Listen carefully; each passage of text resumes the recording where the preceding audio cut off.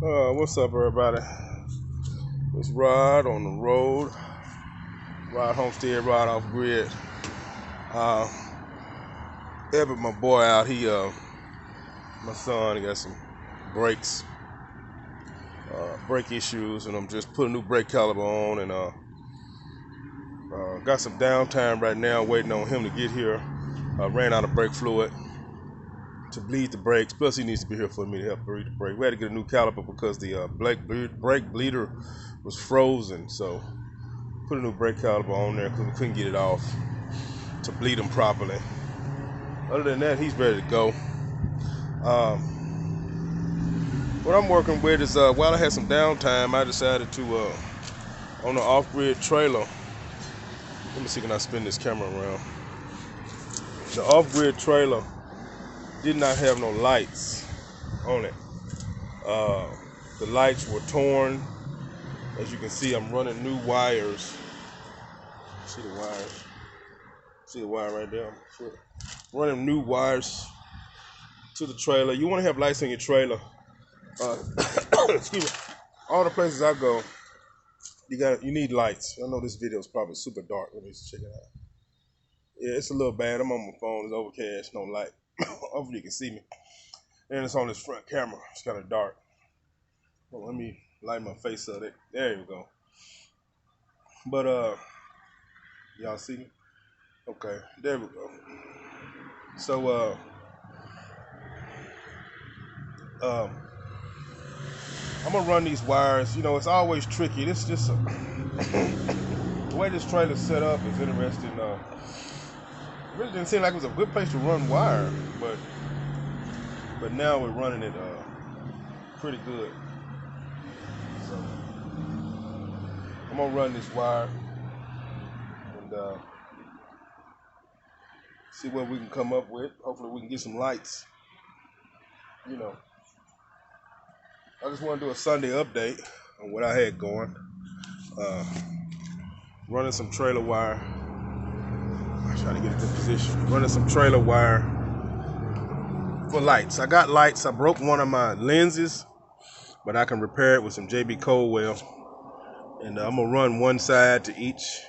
You know, I'm not gonna splice it and so I can get the full coverage. Hopefully under the truck, I got a place to do it. I might have to just tap into it. There's some wires under there, so I'm sure those are the wires somebody had a trailer hooked up at one point.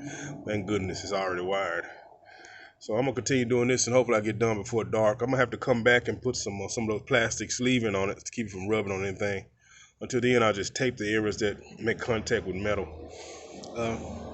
Once I get some lights, I can feel a lot freer driving at night. I had a sheriff get behind me several times, pulling this thing at night, just my tail lights, and they could easily pull me over and cite me for that. And I know that. That's why I'm trying to rectify the issue.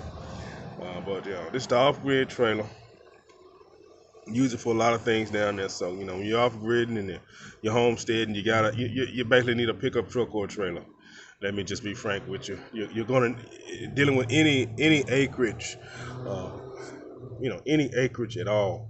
You're going to need the tools to deal with that acreage. Now, I've learned a lot from forums and different avenues, but I've learned a lot firsthand.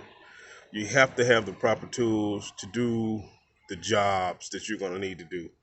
You're going to need chainsaw, you're going to need weed eaters, bushwhackers, you're going to need machetes, you're going to need burn barrels, you're going to need water if water's not, the water's not out there. So I suggest getting one of them big old 250-gallon water tanks elevated on some pallets or something so you can have some water. Keep you from trucking water down there all the time. One thing you can do is take a kiddie pool, and sit it on top of one of those 250 tanks with a funnel and just kind of silicone or use some type of a glue, water-based, some kind of a glue that I got a glue that I use. It's called GERD or guard or something. It's tough stuff, man. I use it on the van. It seals cracks. It's water. You can use it in water. And once it cures, it's a semi kind of hard rubberized seal. And that could, and a funnel right over the opening of that 250-gallon water tank, and use one of those kiddie pools, cut the hole in the middle of it, and that's what I plan on doing anyway. And have it out in the open, you get a good rain, and it'll fill that thing up pretty fast. If you get it ready in rainy season like now. like I said, keep you from trucking water down there. It's sort of a modified water catchment system, so that'll solve your water issue. All the wood that you cut down and stuff like that, go ahead and process that wood as you go. That way you have a ton of firewood, to burn, kindling, different size pieces, big pieces, little pieces. Another thing you're gonna need is a tree stump. You're gonna need a nice sized tree stump to process a lot of the wood, and a damn good hatchet. I use the East Wing, the carbon steel one, but you're gonna need a good hatchet. You can use any hatchet. I'm gonna get a boy's axe. I could use a mid-size axe too. Save your saw blade. You don't want to be cutting every little limb with your saw blade. You want to save that for the bigger stuff. That axe or that hatchet, a good sharp one will help you out quite a bit. And even a sparrow chainsaw, big one if you're cutting down some big trees. You have your smaller saw for the little stuff and the bigger saw for the big stuff. Safety's a must. Safety glasses. And of course your nutrition, what you're going to be eating, because you won't have access. What you bring is what you have. And I can go into detail in the city, baby. Know it. I can go more into detail about different things, homesteading and all that kind of stuff, or off-grid living, or however you want to put it. Different people call it different things. I don't know if it's an exact definition. You need tools in case you break down. What if you break down? Prepare your own self. It's just a plethora of things you need. In really swampy environments, you're gonna need mosquito repellents, long sleeve shirts that you can still breathe in. You have flies, you have creepy crawlers. It's just so much to name. But you're gonna need to prepare for all of those things. It's a lot more to it than just what you see on YouTube and things of that nature. So that's just a few tips and stuff and advice on just a few tips that I have personally experienced. And for the most part, I'm finna get back to running these trailer lights. I got about an hour of daylight left. That's something else you want to keep in mind. You gotta have a watch.